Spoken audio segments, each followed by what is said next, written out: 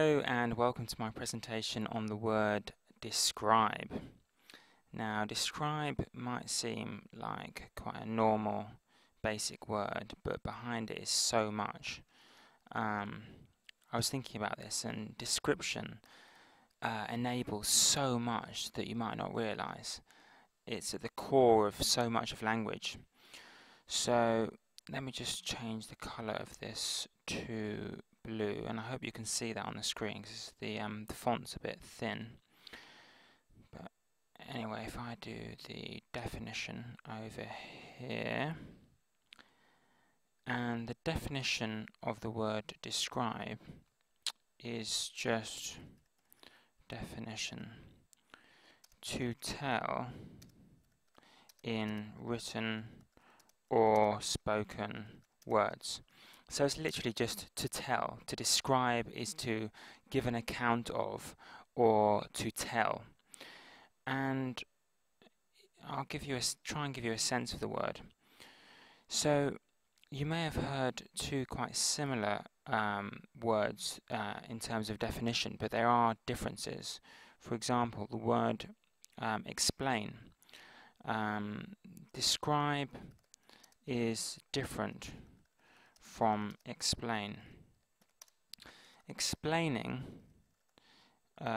is usually more factual. Describing or description is often about feelings. So it's about your perspective on the matter. It's less about giving a long series of facts to kind of in like a systematic explanation of something. It's more kind of just conveying what you see, what's coming through your eyes, what you're actually seeing is what you're trying to give to the other person. So you're trying to let them see things through your eyes. That is what description is all about. So I'll get onto that a bit more in a minute, but if I just give the etymology, and I think this could be really helpful. So if I draw the line over in the top right, now the etymology is just the origin of the word. Now if I can just write this down, it might actually help. Etymology. So this just means the origin of the word, as in where it came from. Now, the word describe, it's really actually quite interesting and quite helpful, I think. It comes from Latin.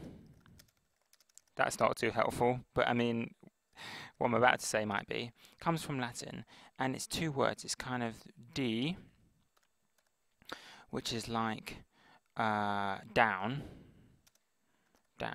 So you get that in lots of words. So demote, deport is kind of away or down, D, and then scribe, which is, oh, that shouldn't be a capital, scribe, or actually scribere, that's the Latin, but that's just the same as like scribe, which is, you know, as in script,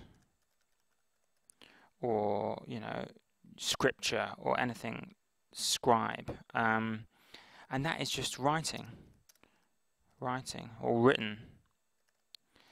So describe is put down in writing.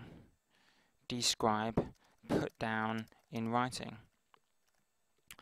And it's that sense of kind of you see something and then you convert what you see into a description. You convert it. It doesn't have to be written down, but it has to be somehow conveyed through writing or through telling somebody what you're seeing. So you see it and then you describe it. You tell in written or spoken words. Now, if I just give an example with a picture of what I'm getting at.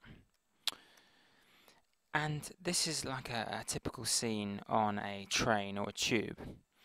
And this is to show that description is more than about conveying facts. You know, that would be informing or explaining.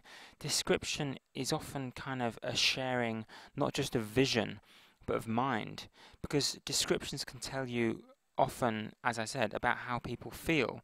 So if I just do 2 sample descriptions down, let's say here, and you might get a sense of kind of the power of description, because there's different ways of describing this. So one person might say, example 1, they might say, crowded, noisy,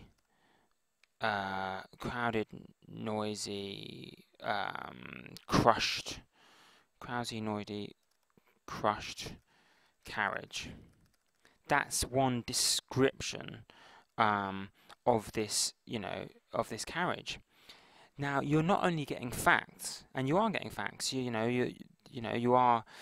would get an image quite like this in your head if you just read those words: a crowded, noisy, crushed carriage. Or I should say maybe crushing, or crowded, noisy. Maybe a different word would be better than crushed. Cramped. Crowded, noisy, cramped carriage. So you're getting a feel of this, of the person who's saying this, that they're kind of a bit annoyed that there's so many people. But the facts are the same in this second description. Example 2. The facts are exactly the same. The picture they're trying to share is the same, but the mind doing the describing is different. So you might say, energetic,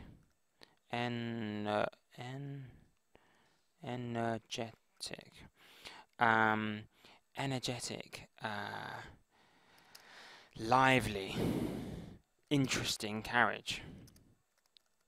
So there are 2 descriptions of the exact same facts, but by describing them in a different way, you get a completely different sense. You share not only the vision, not only the image, but also the mind of the person speaking. And that is why, and you might think I'm a bit crazy saying this, but that is why description, it kind of enables time travel, because when you read descriptions from from hundreds of years ago, or even descriptions from a book from someone who's written yesterday or today, or a text message this moment, you're not only seeing their vision, you're kind of seeing what they saw through their eyes, through the medium of description.